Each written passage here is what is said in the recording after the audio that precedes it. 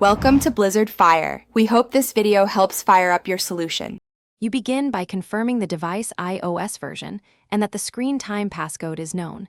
This matters because layouts and options differ. You should back up the device first, so you can restore if something goes wrong. Now open Settings and tap Screen Time. You'll see the passcode prompt or Family Controls. Once done, choose the device account listed and prepare to enter the screen time passcode to access Disable options. This unlocks the controls you need to remove the passcode. You enter the screen time passcode and tap Turn off screen time. This is the core action that disables limits and removes the passcode. If the option asks, confirm by entering the passcode again so the system deactivates restrictions and deletes the code locally. If the device is part of family sharing, make sure you use the organizer Apple ID to change child settings. Otherwise, the child's passcode won't clear.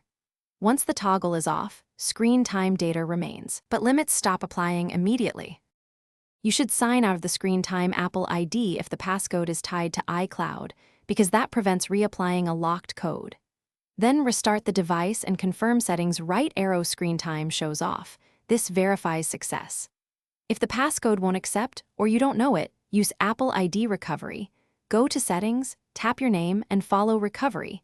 This can reset associated screen time controls. If recovery fails, restore from the backup made earlier, while setting up is new to remove the passcode. Thanks for watching. If you found this helpful, don't forget to like and subscribe.